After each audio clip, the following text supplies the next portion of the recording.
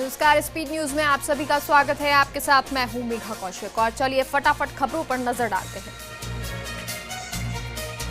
प्रदेश में मौसम विभाग का अलर्ट, मेघ गर्जना के साथ चल सकती है धूल भरी आंधी। बीकानेर, जोधपुर, नागौर, चूरू सहित कई जिलों में अलर्ट जारी।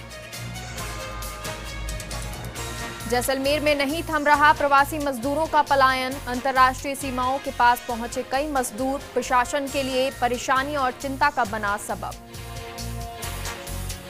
उत्तर प्रदेश सरकार ने छात्रों को लाने भेजी 250 बसें। आगरा से 150 और झांसी से 100 बसें कोटा के लिए रवाना। कोटा में फंसे हैं यूपी के कोचिंग ले रहे हजारों छात्र। कोरोना के खिलाफ यूरोपियन डॉक्टर्स को बड़ी सफलता मिली। डॉक्टर्स ने वायरस का नया लक्षण खोजा है। बताया कि पैरों के रास्ते हमला करता है वायरस। लॉकडाउन के बीच आरबीआई ने बैंकों एनबीएफसी को दिया 1 लाख करोड़ की नकदी का तोहफा। रिवर्स रेपो रेट में की 0.2% की कटौती। बोले गवर्नर, देश में अनाज की कमी नहीं। यूपी कोरोना पीड़ितों का आंकड़ा 800 के पार, कुल 13 लोगों की मौत। सीएम योगी की हालात पर नजर। कोरोना संक्रमण के संदिग्ध लोगों को क्वारंटाइन और आइसोलेशन में रखा जा रहा है, लेकिन इसको लेकर लोग भ्रमित हो रहे हैं। डॉक्टर हेमंत चतुर्वेदी का कहना है, इसका मतलब सिर्फ इतना है कि आपके लक्षणों पर डॉक्टर निगरानी रखेंगे और उसके हिसाब से ही आपका इलाज किया जाएगा। कोरोना महामारी के दौरान प्रभावितों और जरूरतमंदों की मदद के लिए कई भामाशाह समाजसेवी और संस्थाएं बढ़ चढ़कर आगे आ रही हैं। इसी कड़ी में बॉश इंडिया फाउंडेशन ने आमजन के लिए चिकित्सा मंत्री डॉक्टर रघु शर्मा को हैंड ग्लव्स, मास्क, सैनिटाइजर और हैंड वॉश उपलब्ध कराए हैं। इस दौरान 12,500 मास्क, 7,000 हैंड ग्लव्स, 180 सैनिटाइजर्स और 120 हैंड वॉश भेंट उपलब्ध कराए गए। संस्था के विनोद चंद्रावल ने बताया कि सामाजिक उत्तरदायित्व गतिविधियों के तहत ये सामग्री उपलब्ध कराई गई है। इस सामग्री को आमजन की उपयोगिता के लिए भिजवा दिया गया है। तो वहीं प्रदेश भर में अस्पतालों में चिकित्सक, नर्सेज और अन्य मेडिकल स्टाफ तो हर किसी को काम करते दिखाई दे रहे हैं, लेकिन कई ऐसे भी पर्दे के पीछे के वॉरियर्स हैं जो अपनी जिंदगी दांव पर लगाकर 24 घंटे अस्पतालों में काम कर रहे हैं। इन्हीं में से एक है अस्पतालों की लॉन्ड्री। प्रदेश के सबसे बड़े एसएमएस अस्पताल की लॉन्ड्री की बात की जाए तो यहां 100 से अधिक वॉरियर्स संक्रमण के बीच दिन रात सिर्फ इसी काम में जुटे हुए हैं कि प्रत्येक मरीज को साफ सुथरी बेडशीट और अन्य कपड़े उपलब्ध हो सके। उदयपुर में फिर दिखा पैंथर। लेक सिटी के आवासीय इलाकों के पास पैंथर की दस्तक। पैंथर ने किया नील गाय का शिकार। आसपास के लोगों में है भय का माहौल। भरतपुर में शहरी इलाकों में कर्फ्यू लगने का मामला। बता दें कि पूरे इलाके में दमकल ने दवा का छिड़काव किया और साथ ही मेडिकल टीमों को स्क्रीनिंग कार्य के लिए रवाना किया गया। दौसा में कड़ी की कोठी पर किसी ने बाइक में आग लगाई। आग लगने से बाइक जलकर राख हो गई। मौके पर पहुंची पुलिस मामले की जांच में जुट गई। जालौर जिले के पास गुजरात में कोरोना के मरीज मिलने के बाद प्रशासन और पुलिस अलर्ट हैं। वहीं गुजरात से लगती सीमाओं पर निगरानी बढ़ाई गई है। लॉकडाउन के पालन को लेकर जिले में 14 चेक पोस्ट लगाई गई हैं, जहां पर 24 घंटे पुलिसकर्मी तैनात हैं। एसपी हिम्मत अभिलाष टाग खुद मॉनिटरिंग कर रहे हैं। जालौर जिले में एक भी कोरोना पॉजिटिव नहीं मिलने के बावजूद जिला प्रशासन सतर्क है। चिकित्सा विभाग द्वारा लिए गए 224 सैंपल की रिपोर्ट नेगेटिव आई है, तो 2 अन्य सैंपल जांच के लिए जोधपुर भेजे गए हैं। कलेक्टर ने चिकित्सा विभाग को 100 थर्मल स्कैनर खरीदने के आदेश दिए हैं। लॉकडाउन के कारण जालौर जिले के निवासी गुजरात, महाराष्ट्र, कर्नाटक सहित कई राज्यों में फंसे हुए हैं, जिनको लेकर राज्य मंत्री सुखराम बिश्नोई ने चिंता जताई और पीएम मोदी को पत्र भेजकर प्रवासियों के लिए छूट देने की मांग की। मंत्री बिश्नोई ने बताया कि बड़ी संख्या में प्रवासी लोग कई राज्यों में क्वारंटाइन सेंटर्स में फंसे हुए हैं। भरतपुर में कोरोना संक्रमण को लेकर चिकित्सा राज्य मंत्री डॉक्टर सुभाष गर्ग गंभीर हैं और लगातार प्रशासन के साथ संवाद बनाए हुए हैं। गर्ग ने जिले के लोगों से आह्वान किया है कि वे राज्य और केंद्र सरकार के एडवाइजरी का पूरी तरह से पालन करें। चिकित्साकर्मी, पुलिसकर्मी समेत राज्य सरकार का हर कर्मचारी जनता की सेवा के लिए जुटा हुआ है। आबकारी विभाग ने की बड़ी कार्रवाई। जयपुर के गांव अकड़ेरा डूंगर में 200 लीटर हथकढ़ शराब विभाग ने जब्त की, तो वहीं आबकारी निरीक्षक आशीष शर्मा व अरविंद खींची ने कार्रवाई की। लॉकडाउन में भी नहीं थम रहा पलायन। राजसमंद के देवगढ़ में 2 ट्रकों की आमने सामने भिड़ंत हो गई, जिसमें 2 लोगों की मौके पर मौत हो गई और 14 से ज्यादा लोग घायल हो गए। दिवेर पुलिस मौके पर पहुंची और दोनों शवों को मोर्चरी में रखवाया। नागौर के परबतसर क्षेत्र में भी कोरोना के 2 पॉजिटिव मरीज सामने आए हैं। यहां 2 महिलाओं की रिपोर्ट पॉजिटिव आई है, जिनमें से एक महिला कांस्टेबल शामिल है। लॉकडाउन के दौरान जरूरतमंदों के साथ साथ कोरोना वॉरियर्स की मदद के लिए भी लोग बढ़ चढ़कर आगे आ रहे हैं। जोधपुर में सामाजिक संगठन सत्यमेव जयते सिटीजन सोसाइटी ने भी पुलिस के जवानों के साथ मास्क और सैनिटाइजर के पैकेट्स पुलिस अधिकारियों को सौंपे। श्रीगंगानगर में भी लॉकडाउन के दूसरे फेज को देखते हुए जिला प्रशासन ने सख्ती की तैयारी शुरू कर दी है। कलेक्टर शिव प्रसाद मदन नकाते लगातार मॉनिटरिंग कर रहे हैं और तैयारियों पर नजर बनाए हुए हैं। कलेक्टर का कहना है कि श्रीगंगानगर में अभी तक कोरोना पॉजिटिव मरीज सामने नहीं आया है, लेकिन जिले के लोगों को इसे हल्के में नहीं लेना चाहिए और लापरवाही नहीं बरतें। फर्स्ट इंडिया न्यूज की खबर का फिर बड़ा असर हुआ। कोटा के इटावा में फर्स्ट इंडिया की खबर का असर हुआ। बता दें कि कृषि मंडी के गेट के पास लेने आए किसानों से जुड़ी खबर थी, जिसमें मंडी गेट पास देने के दौरान लंबी कतार लगी थी। फर्स्ट इंडिया न्यूज की खबर के बाद मंडी प्रशासन जागा और गोले बनवाकर किसानों को किया सोशल डिस्टेंस में खड़ा। कोटा के इटावा कस्बे की कृषि उपज मंडी में गेट पास लेने के लिए बड़ी संख्या में किसान पहुंचे। पुलिस जवानों की मौजूदगी में ये पास बांटे जा रहे हैं। वहीं मंडी पास लेने के लिए किसान घंटों लाइन में लगकर अपनी बारी का इंतजार कर रहे हैं।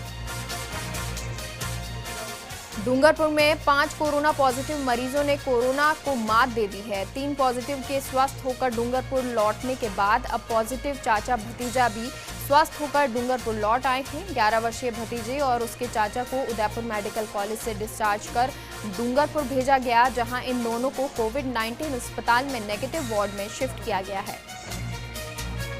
राजधानी के चोमू कस्बे में एक युवक को फेसबुक पर सांप्रदायिक टिप्पणी करना महंगा पड़ गया। पुलिस ने सांप्रदायिक सौहार्द बिगाड़ने की कोशिश के आरोप में आरोपी युवक को गिरफ्तार कर लिया।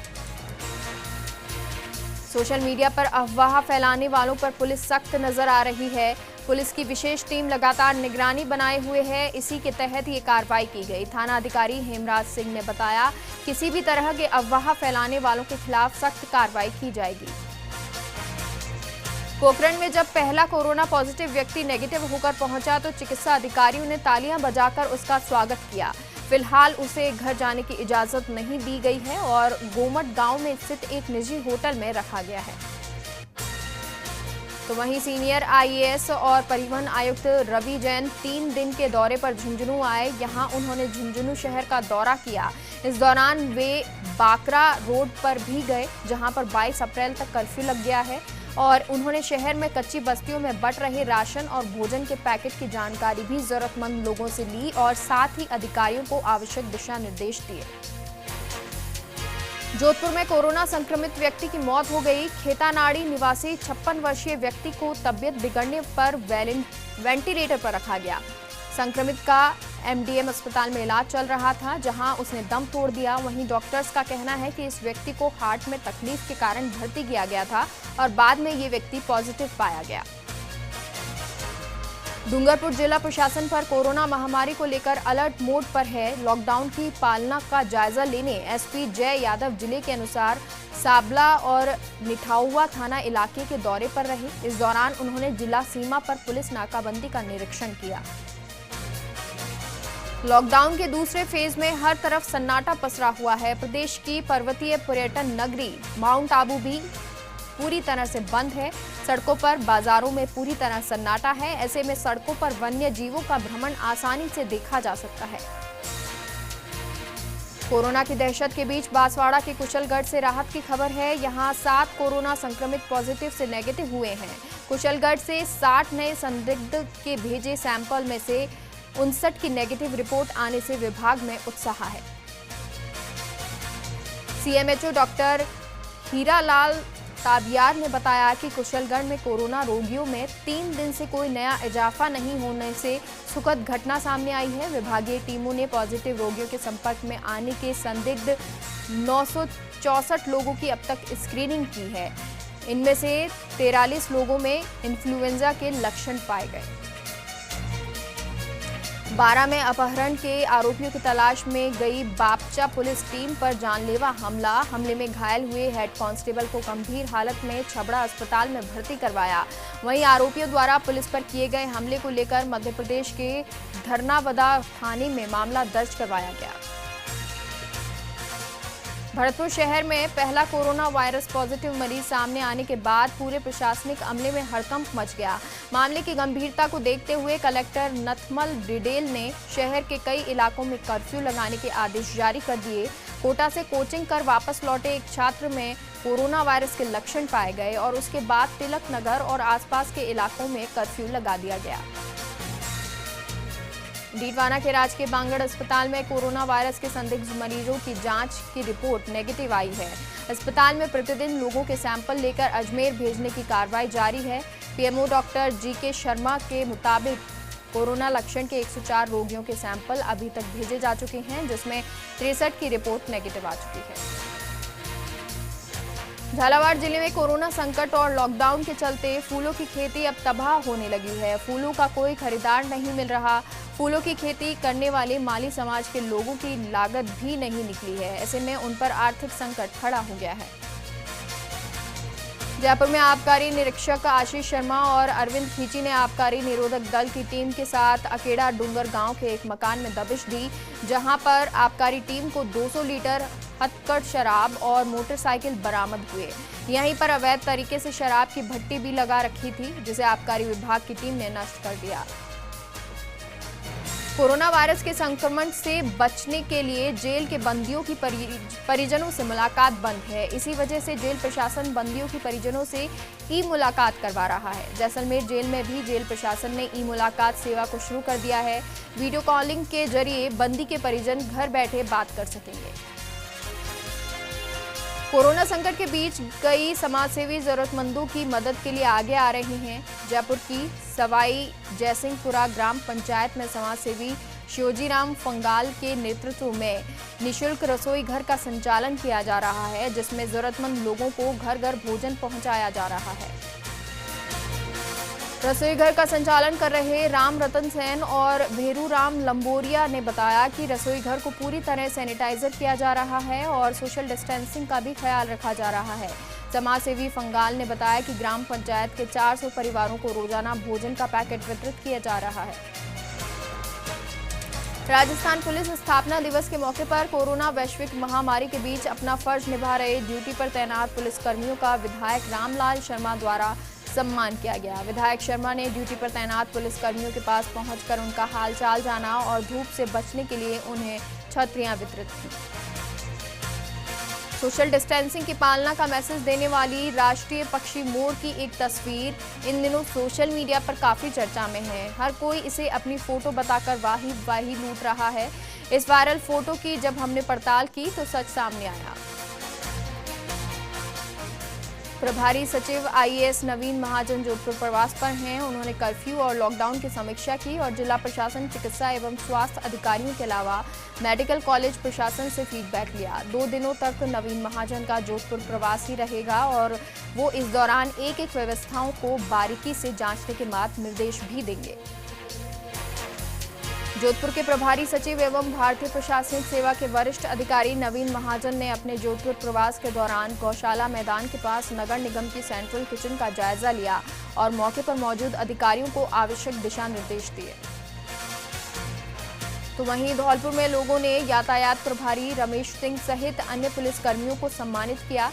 इन कोरोना योद्धाओं पर फूलों की बारिश कर हौसला बढ़ाया गया।